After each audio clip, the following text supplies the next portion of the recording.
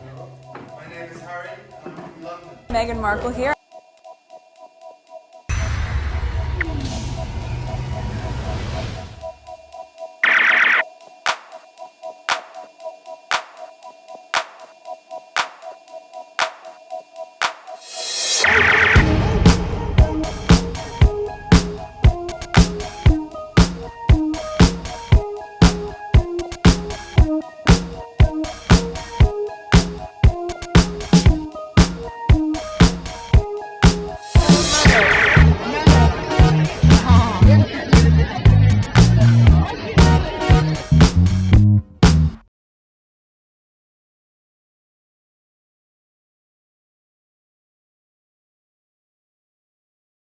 All right, today is June 14, 2026. It is 6:57 a.m.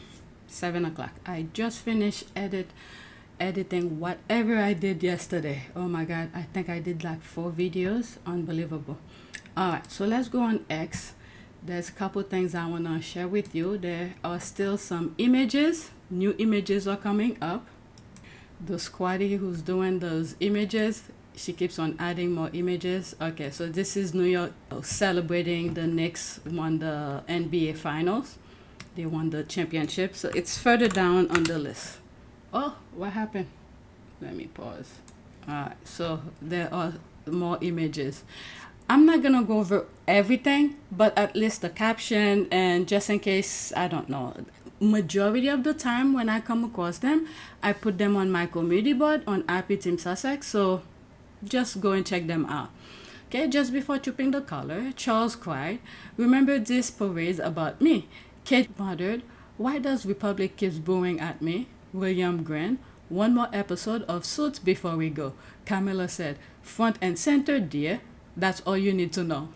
There's all of that. There's no comment. Let's go to the next one. There's Meghan on Suit here. William is watching it. The squad. And pretty much these are what the tabloids usually say, and the squaddy who's paying attention turned them into that. Pens were flying, the servants did sigh, another Diana day, they all cry. William rolled his eyes in despair. Must every outfit be a royal compare? Kate posed and declared, "Well, fashion's my ride." Look at her face. Oh, there's more. I didn't see that one. Okay, this is true. Inside information revealed that palace staff is complaining about Kitty's tantrums getting out of hand. There's another one. Okay, stomp. Whew. I don't even know what to say anymore about these things. Next one, more images. Okay, at last, sigh William with relief. The mannequin safely back on display. No awkward questions, no inconvenient surprises, just business as usual, exactly as nature intended. Is that Jason? Let's see. Yeah, Jason Knapp. Oh my lord, did I put that on my community board? I don't remember putting that on my community board. Out of sight, out of mind. Oh my god. I'm sorry, I'm laughing about this. Thank the Lord, normal life can now resume. Oh, William, at long last, out of sight, out of out of mind. Oh, Jesus Christ. There's no comment. Next one. Okay, I really want to go through that really quickly. I want to go for a walk. This is the time I like to go out. Okay, lady of the house, hat held high, dispensing favorite with practice sigh, one sicker dressmaker, one sicker clue. The wardrobe stays crowded, the rumors do too. And Hyacinth still the star of the view, keeping up appearances, great British sitcom. Okay, what does that say? Lady of the house speaking. Yes, of course, I can give you my dressmaker's name and number, dear. Kate the mannequin. Let's see here. Is that the show? Oh, that's from that show. It's a GIF. Alright, so that's Harry at the basketball game. There's no comment. Oh, wait. I put that on the list, okay? It's further down when I'm talking about basketball. Okay, so Trooping the Color was yesterday. Oop, Kate didn't take being booed to her face very well. Her reaction said it all. She tried to play it down, trying a small wave, but her face can't keep up with the fakery. Where's the smile, kitty girl? Not everyone is a psychopath. I do feel sorry for the kids, though. They don't deserve it. All right, let's see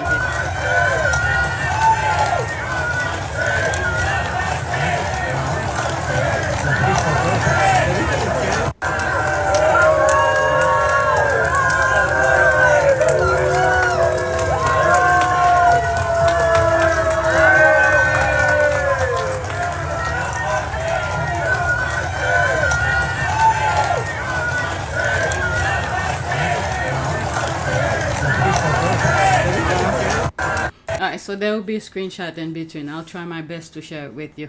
Yesterday I got flagged for one of the videos on PYTE, so I just took it out. I didn't feel like fixing or anything. Alright, let's read some of the comments. Okay, it said that the children have to be in the midst and shadow of everything. They see their parents openly disrespecting Harry and Meghan, i.e. Queen's funeral. Especially the little girl, William's daughter, when she was looking at those women looking at Meghan isolating. My God, these people. Their grandfather being booed with eggs. Their parents being booed. I wonder how this will shape them. The kids actually look quite embarrassed to even be there. Kate looks angry as usual. Charlotte isn't best pleased either. That will be uncomfortable. The poor kids look miserable, especially the young one. You see his face. The leftovers are so boring. These kids are so smug and entitled. Phew, this family is trash. All right, let's go to the next tweet. There's more comment. All right, this is still talking about Kate being booed. All right, so they retweeted. I think it's the same video I just shared with you, but someone retweeted it. Kate has managed to hang on to her allegedly philandering husband who enjoyed publicly embarrassing her just for this, just to watch her kids be fed into the same machine. Was William there? Or maybe he's at a different carriage? I didn't watch it. I'm just looking at it as I'm sharing this as I'm recording. She thought getting rid of Meghan and Harry will bring her happiness. There's the laugh. Yeah, I don't feel sympathy for her, and I'm sure I never will. I do feel sorry for the kids, though. She wanted it so badly. Reap what you saw, as they say. Have you noticed how unhappy the kids look in public? Yes. My honest guess is that George is going to be worse than his father when it comes to public engagement, which is something it's hard to see them affording. Let's see here. Good point. George looked decidedly uncomfortable being in the public eye way more than William when he was younger. I wonder if they know this about George and part of William and Kate's plan to work less, aside from the fact that they are supremely lazy, is to get people used to the small royal now, to not only help themselves but to help out George too when the time comes.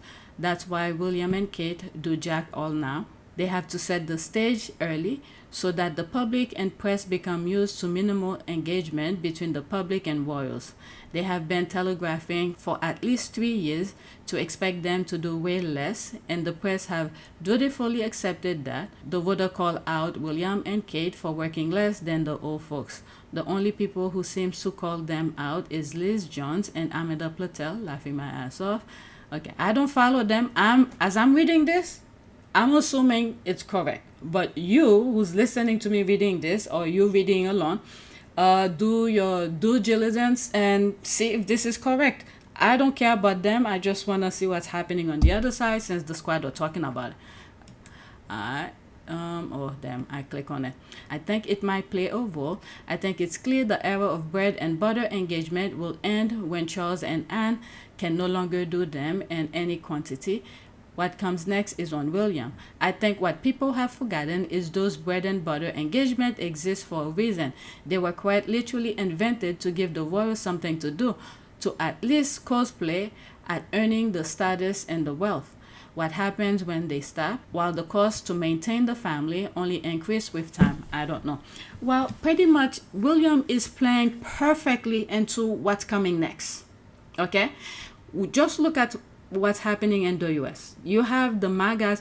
If the US change, okay? If the US change and there's some well-minded people in office and trying to make things right, then the UK might suffer. But then again, it's global.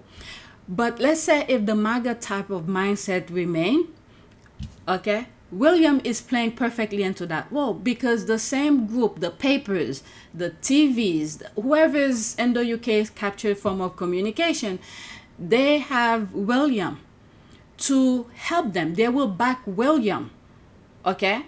Because when they do something stupid, William could get them out of the thing. Because I think, in my humble opinion, William owed the papers. I've said this as my opinion.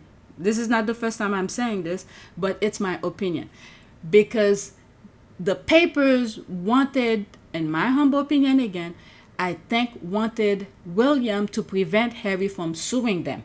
And William couldn't keep his part of the bargain. He probably promised them because, remember, Harry is so freaking smart.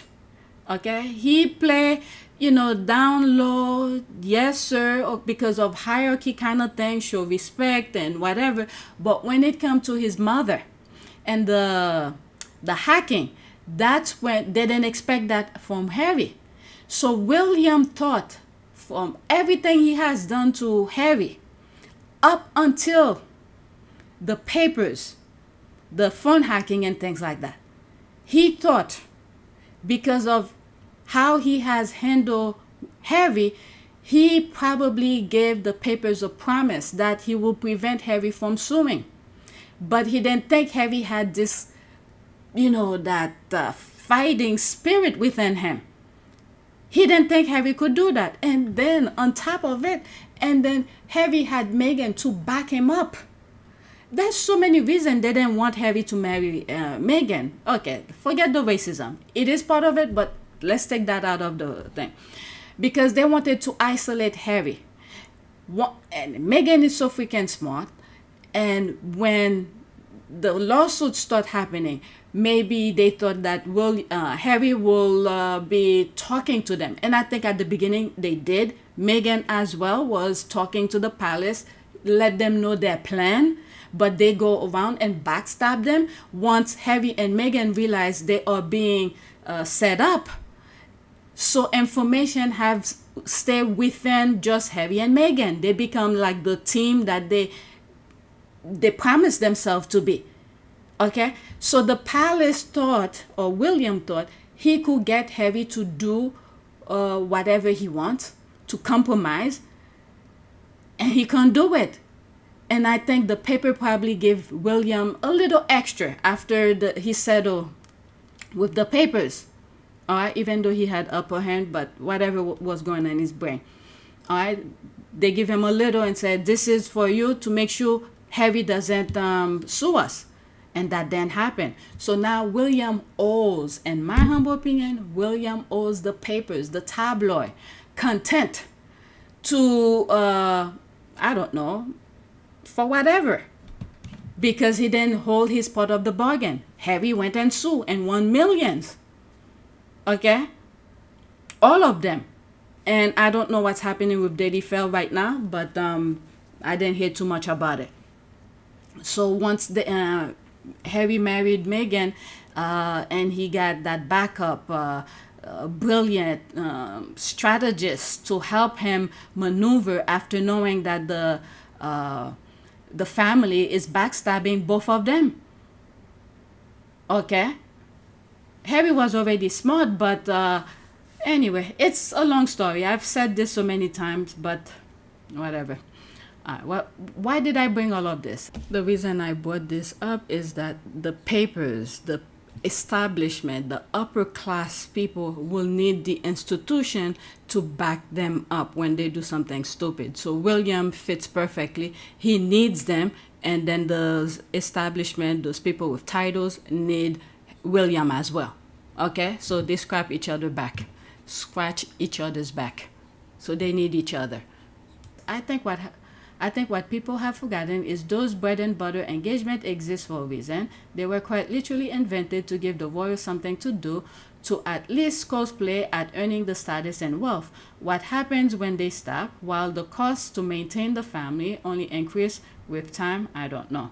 Anne isn't a hard worker, but that's what they told them. To the sense of the royal family, I would say yes, because Anne, okay, it's very subjective here. It's not hard work, but because the position that she's in, they, like this tweet is saying, they create those engagement for the royal family to make them pretend that you're doing this for the money. So she doesn't complain about that. They want her to do this. She's like, okay, if I could get up out of bed, I'll go and do it. She has no problem with that. But the others, like William or something, he should be doing much more than that. Okay, Anne isn't a hard worker, but knows how to get her numbers up in a short time. June 3rd, she received some winners of something and had lunch. That was her work for the day.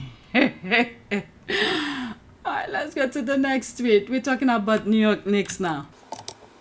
All right, so this is when they won. I didn't watch the game, but my kids and my husband were watching it.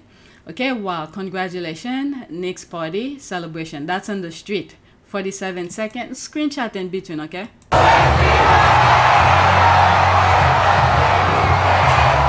party. That's the game here.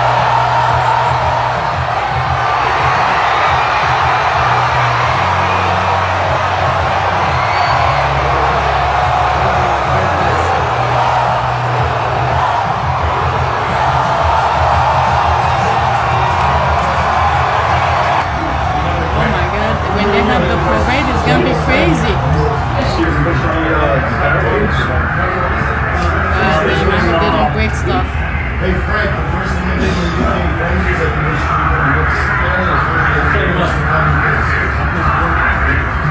like you should be the Knicks fan. Good job, you got a lot done, dude.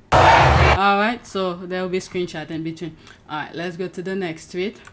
The black party is gonna be crazy. I hope the mayor, tell them to chill, not to break stuff. Okay, so this is Harry going into the game.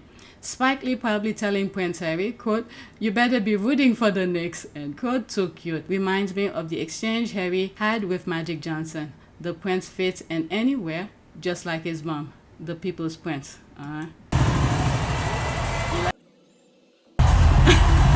see. I have to say, Spike Lee is 1000% Knicks fans. Always supporting them. All right, so this is when Meghan and Harry went to the baseball game. Prince Harry and Magic Johnson. That was what? Was it last year or the year before? Meghan's cousin was playing in that team, Dodger. It's true that I find out that he left the Red Sox. So there's me here 4 hours ago. This is the squaddy who will be doing the images. And I said, this, okay, needs to be updated June 13th, okay? That was Harry's list yesterday. And I was like, you better update it. Someone respond to it. Okay, I don't see it. Maybe a deranger that I blocked. You see, that's good. Right, so this is other events that Harry have attended. Prince Harry is in San Antonio, Texas for Game 5 of the NBA Finals between Spurs and the Knicks. Alright, 6 seconds. There's assistant.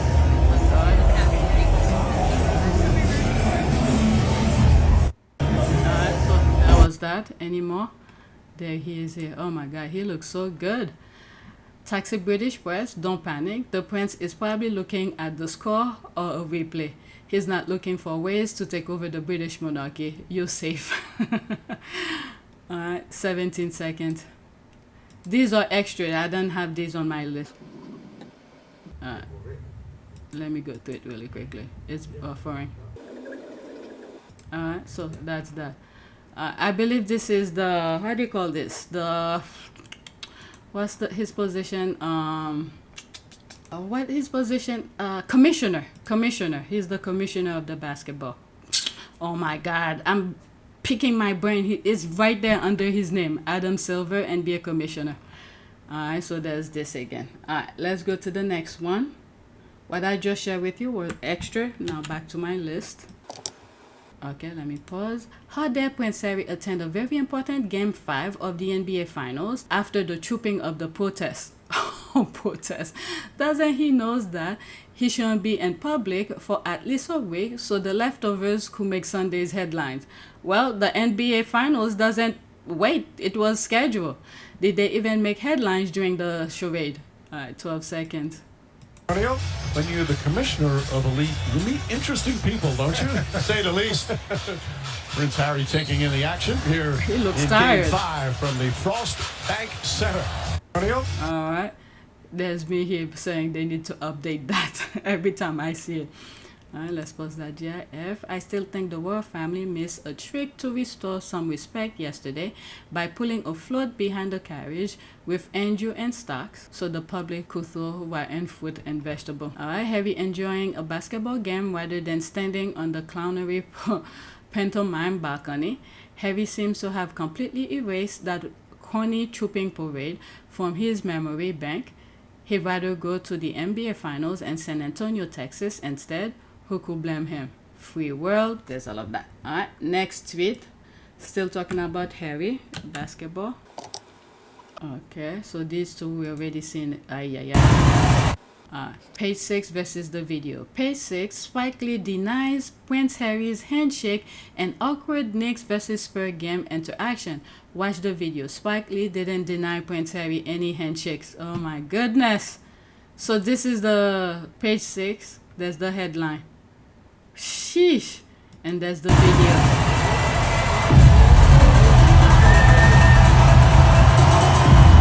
There's the handshake. It's just trash talking, you know. Like I was just saying, Spike Lee is like 1,000% Knick fans. From glory to so many failures, he shows up. It's almost like Jack Nicholson. I haven't seen him in a while. He is 100% LA fan. Let me see what happened to Jack Nicholson. All right, so this is what I wrote. Is Jack Nicholson LA basketball fan? Yes, Jack Nicholson is famously one of the most dedicated celebrity fans of the Los Angeles Lakers. He has been a season ticket holder for the franchise since 1970. Wow. And holds famous courtside seat near the opposite team's bench. All right, let me see about Spike Lee. Spike Lee is younger than him. Oh, then again, I'm like, let's see what happened to him before I jump to Spike Lee.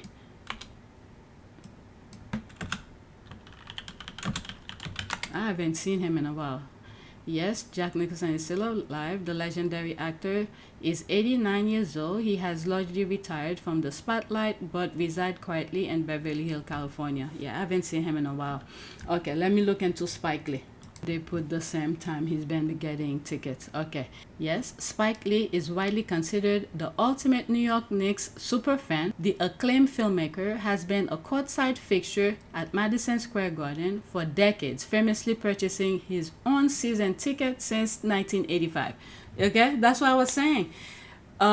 He's almost the same thing with Jack Nicholson, with their favorite supporting their team. All right, let's see. How old is Spike Lee? Okay, they said Jack Nicholson since 1970 and Spike Lee since 1985. So I think if Spike Lee had money way before that, he could have been much longer. How old is he? 69. Yeah, he's much younger. So you could see, I would consider them the same in terms of supporting their teams. Okay, so I'm done with that. Let's go back to X. All right, LOL denies. So you want us to ignore our lying eyes when they were clearly shaking hands. Page 6 is a far right wing, rag on by Murdoch. They're trashy people. Spike was the one to get initiated and greeted JFC. Harry knows how to shake a brother's hand. That is true. It's almost like the Obama skit from, what's that, those two comedians? All right, let's move on. I don't want to pick my brain right now.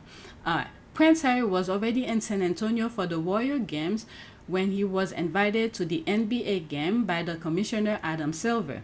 Town and Country can confirm NBA Commissioner Adam Silver and invited Prince Harry to the game, but no word on if the Duke is rooting for the Spurs or the Knicks. He's attending with JP Lane, a U.S. Army veteran and Warrior Games athlete. Lane is set to compete at his first Invictus Games next summer in Birmingham. Reporters capture video of Harry arriving at the Frost Bank Center wearing a black polo and a baseball cap. Alright, so was he not in front of his TV looking at trooping the colors? Is that what they were saying in the papers? I love this for him. Alright, let's go to the next one. Okay, still about basketball. Two more, and then I think I'm done. How good does Harry look? Meghans Ginger Fox is thriving. Alright, Prince Harry present and enjoying Game 5 of the NBA Finals. Alright, so that's a picture. Yeah, he does look good. Okay. This matter of cap fits his head and face better. Okay, what does that stand for? SBT? Is it T or V? Okay, I can't read it. Alright, so that's it. Two more. Now, this is slightly a little bit of politics. This is Dr. Shola. Pause. It's 3 minutes. Okay, quote. What is the biggest lesson Asian American communities can take from the Rick Chow case for Ed Chow? The answer was simply but profound. You have to be part of the community you serve. He challenged viewers to think beyond the legal questions surrounding the case and consider the relationship that exists or failed to exist between business owner and the communities around them. He questioned why anyone would choose to operate a business in a neighborhood populated by people they distrust, fear, or view with contempt. Full episode of Anti-Blackness Unmasked, the Rick Chow acquittal, out now at Dr. Shola. Okay, so let's listen to this. All right, and then after that I move on, and I have one more. All right, let's listen. Let me stop talking. Ed, what would you say the biggest lesson the Asian communities can take from the Rick Chow case?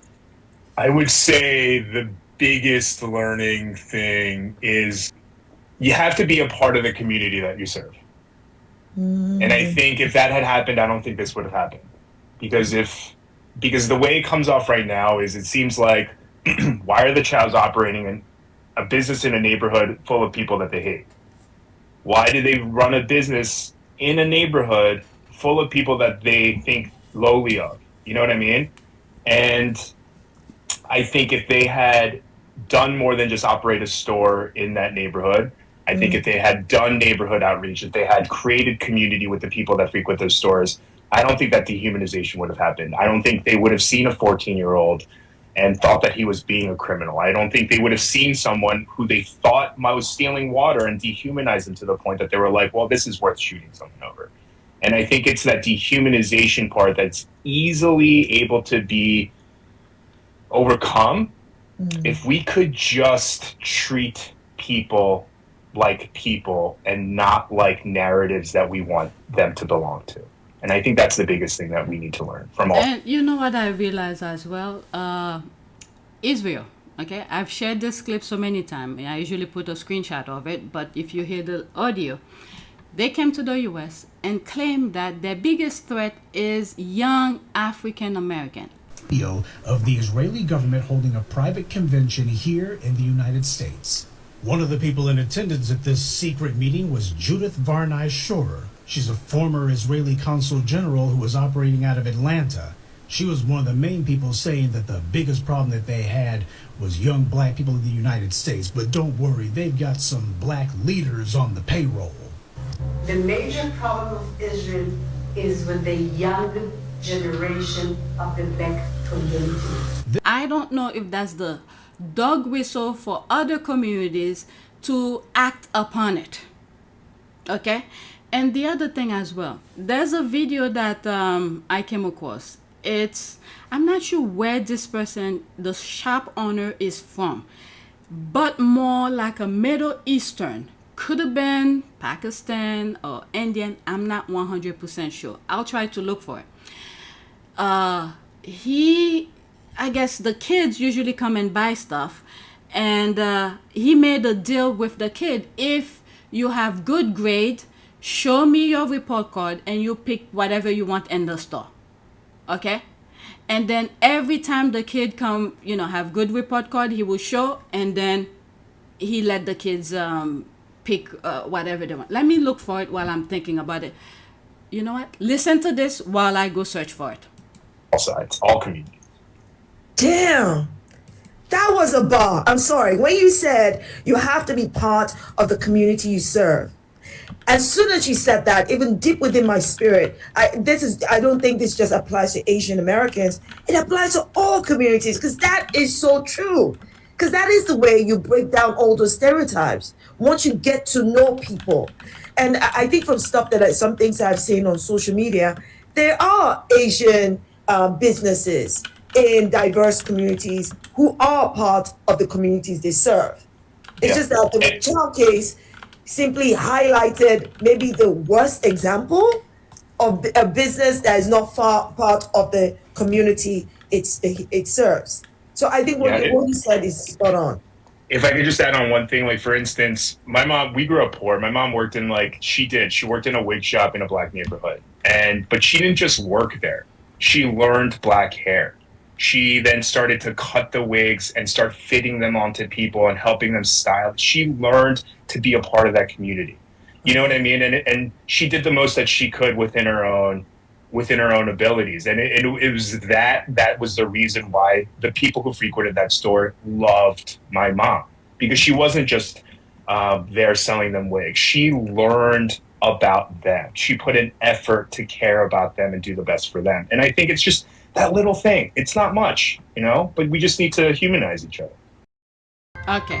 I did find it. I'm not gonna go in the comments. You could pause and read these, okay? I did find the video that I was talking about. Okay, so you could go and search it, because I can't even share it properly. What I type is whatever that I said to you. Shop owner who let kids pick anything from shop after showing his grade. All right, so there's that here. New York City deli owner reward kids good grade. All right, so there's that here. Okay, this one is a short one. I'll put screenshot. Let's listen to him. These are my documents and my grades. At Zach's Finest Deli on New York Staten Island, I got my Student of the Month certificate. the manager, Whale, is the guy you want to see if something good happens at school. When I see these kids happy, I see my own. Whale is a father of 3 whose children are in his home country of Yemen. And last Yemen. year, So there's Get out of me! he went viral for a bet he made with then 12-year-old Zamir. For the record, it was Zamir's idea, and here is what he wagered with a handshake. If he can make it to the honor, he gets to grab whatever he wants.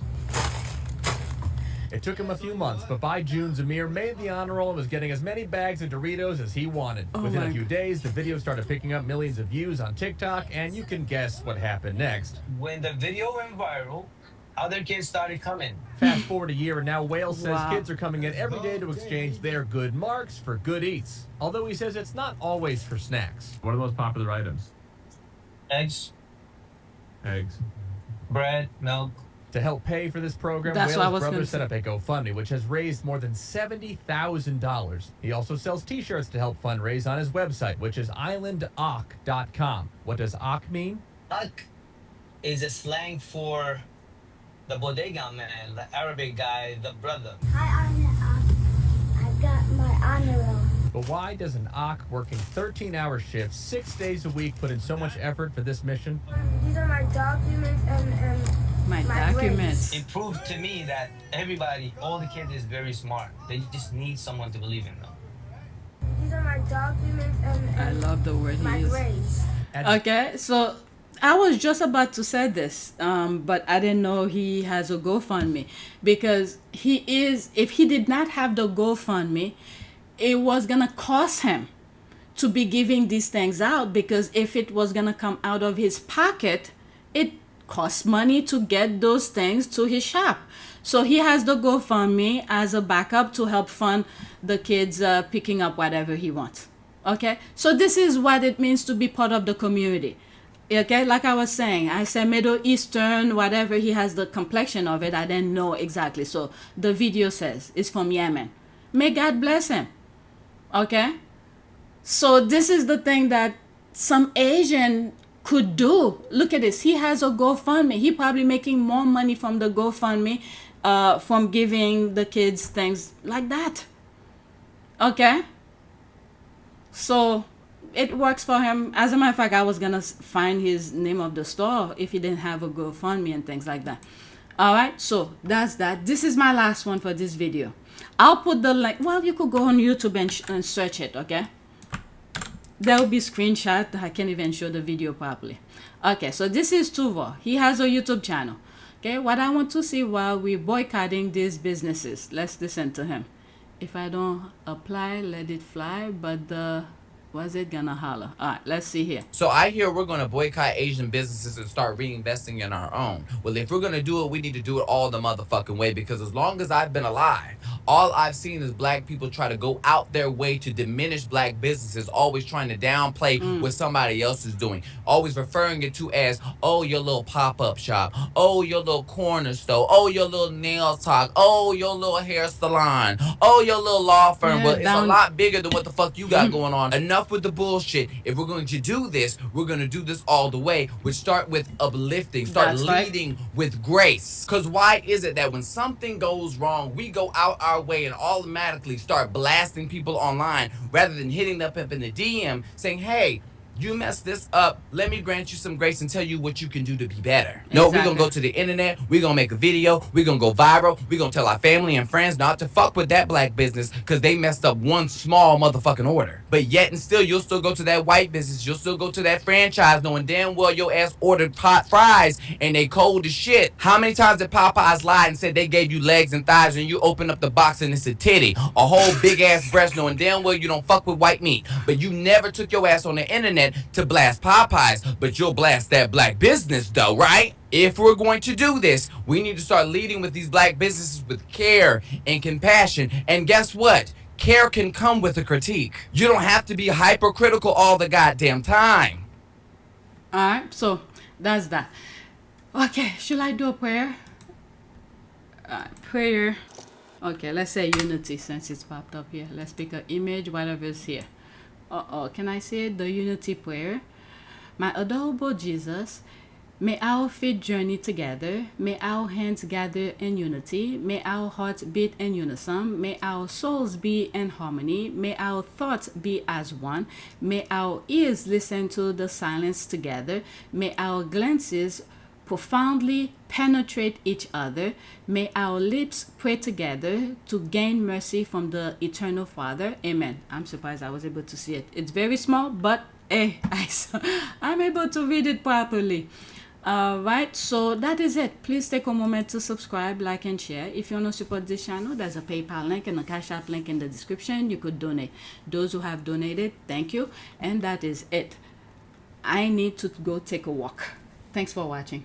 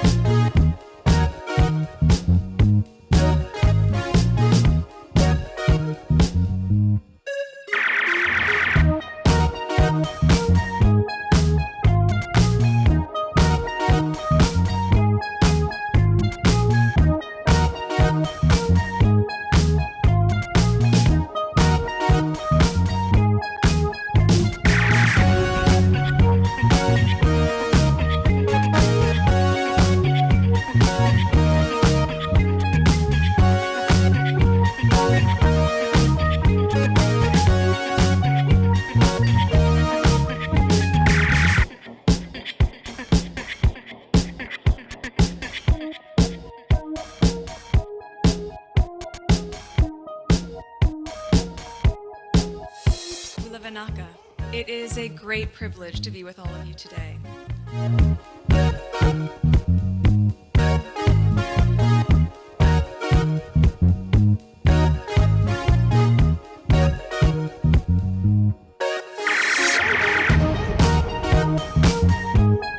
You know, we ask for forgiveness and please come back.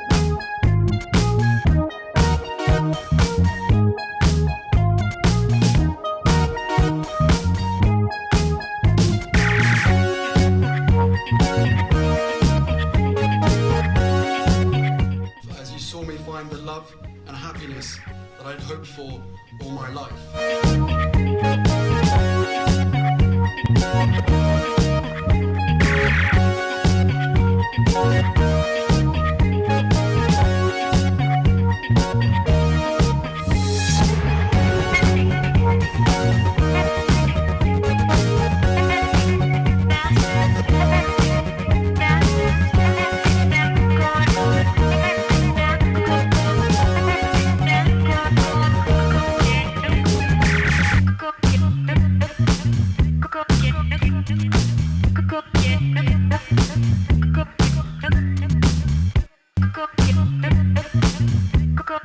You are all in this together.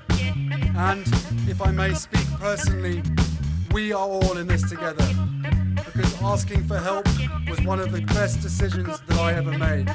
You will be continually amazed how life changes for the better.